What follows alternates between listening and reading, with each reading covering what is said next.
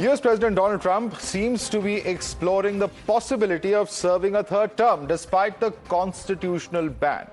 The 22nd Amendment to the Constitution 1951, after President Franklin D. Roosevelt was elected 4 times in a row, says that no person shall be elected to the office of the president more than twice. Any attempt to remain in White House would be legally challenging, but Trump, in an interview to an American media outlet, said that there were methods for doing so and that he was not joking. Listen in to what Trump said about his comment.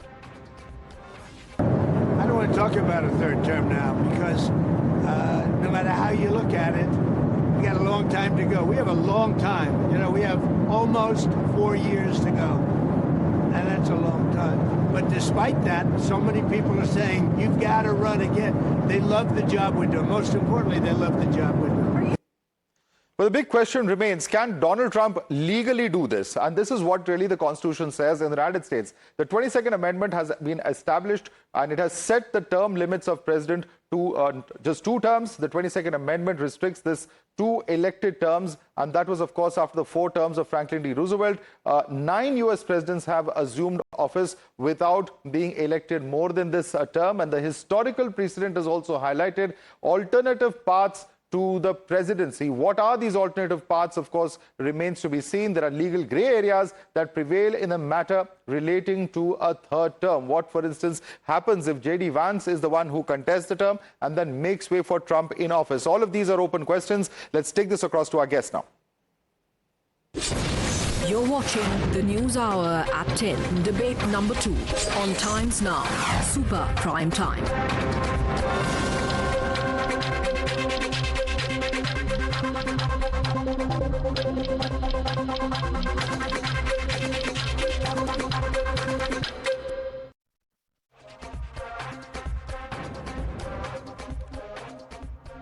All right, joining us at the moment is Peter Kuznick, author. Peter, let me begin by asking you, if at all this proposition by Donald Trump comes into a reality, and you're a professor of history and a director of nuclear studies institute at the American University, what are the legal possibilities? Will he have to amend the Constitution, and does he have the numbers to do that?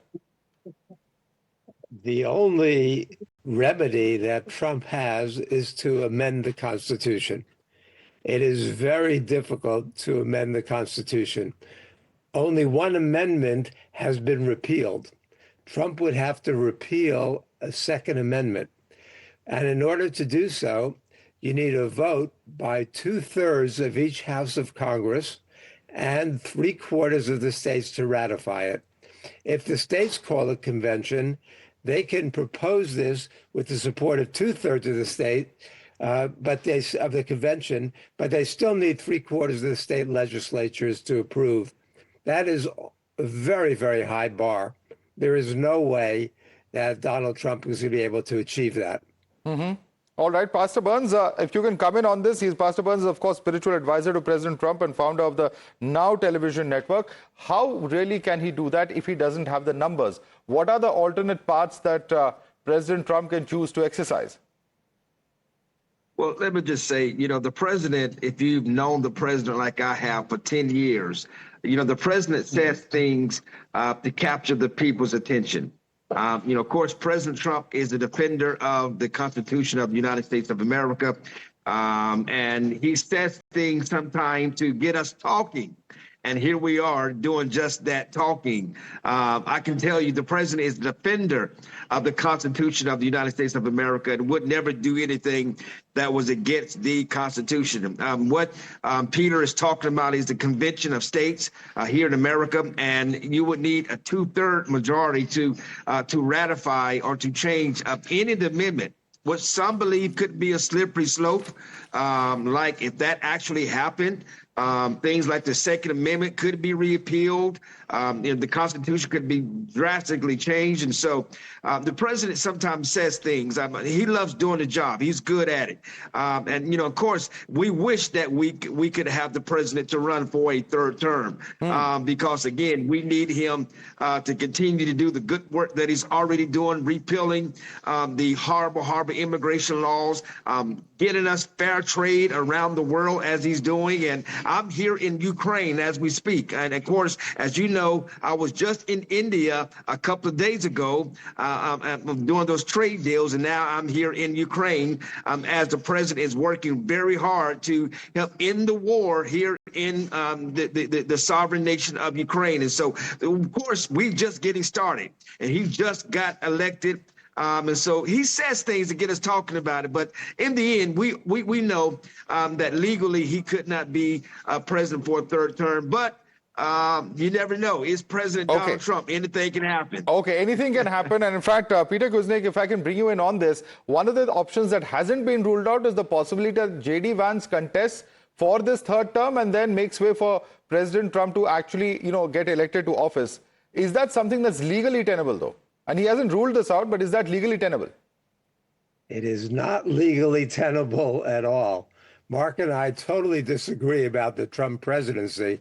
But let me say that the 12th Amendment says no person constitutionally ineligible to the office of president shall be eligible to that of vice president.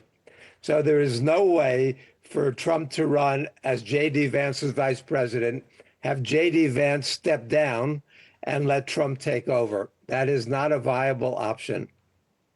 Okay, that's not a viable option, although President Trump has said so. There are those who would, come out to say that perhaps this is some kind of authoritarianism that seems to be setting in.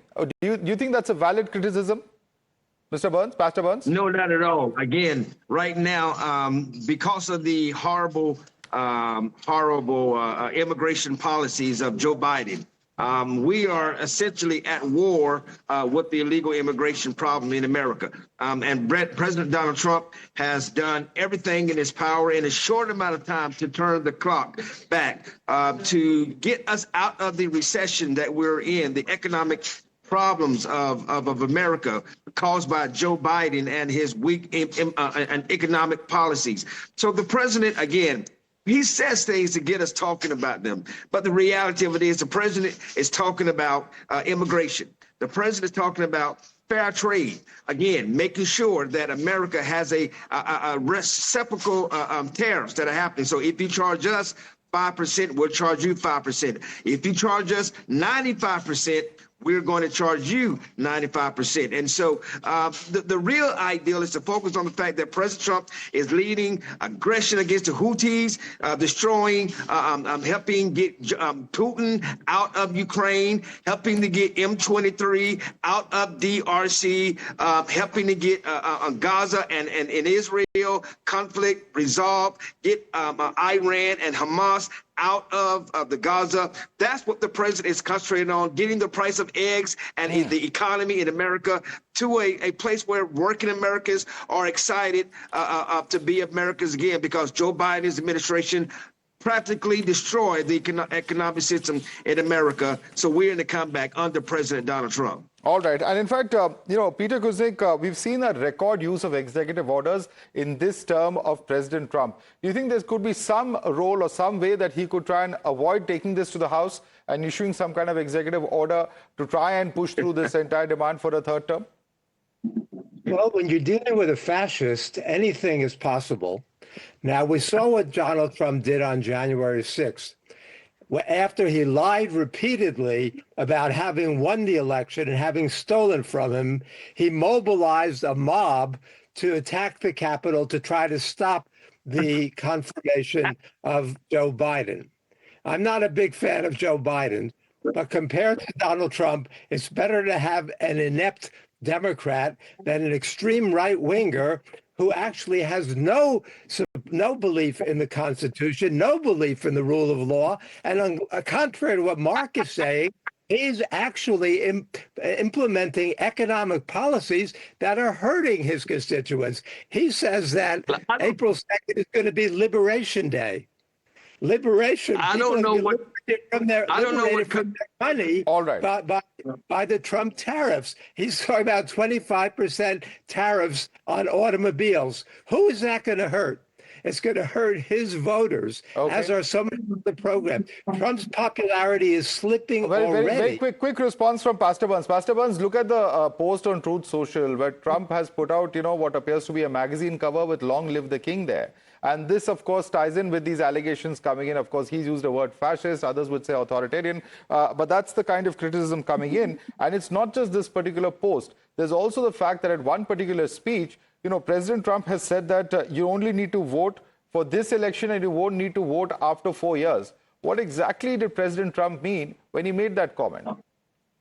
I don't know what country Peter is living in to suggest that President Trump is a fascist. And again, he's using the old Democrat talking points. Peter, listen, the election is over. We won. Okay, 80+ million Americans. You're going to lose. You're going to get your butts kicked in 2026. And so the reality of it is, you see, listen, he doesn't allow me to talk. Let's go one by one, again, please. Yeah, I'm requesting you. Let's go one by one. He's part of that whole Black Lives Matter movement that they just yell and scream and mean nothing. But the reality of it is, America didn't fall for your ignorance this time, right? And no, he did not lead a mob. I'm not going to continue to talk about this whole J6. Listen, we all know that that was a distraction from the truth. The reality of it is, President Trump sometimes says things, get people who, like Peter, who got Trump deranged syndrome, get to talking and get to running. Okay, let Peter respond now. Let Peter respond. We have limited time, gentlemen. Peter, quick response. Lead this great nation. We're going to help Russia get out. You don't have to take it from me. Take it from more than 60 courts that ruled, including many judges who were appointed by Donald Trump through his objections to the election being stolen out of the court. We can look at what Trump's doing economically. Okay. It's hurting people. People are... All right. We'll have to wrap it up there. We'll have to wrap it up there. Pastor Mark Burns and Peter Kuzic, I'd like to thank both of you for joining us. Clearly, this is an issue that has the United States very clearly divided across political lines, and will be interesting to see how this one plays out. Thanks so much for joining us this evening, gentlemen.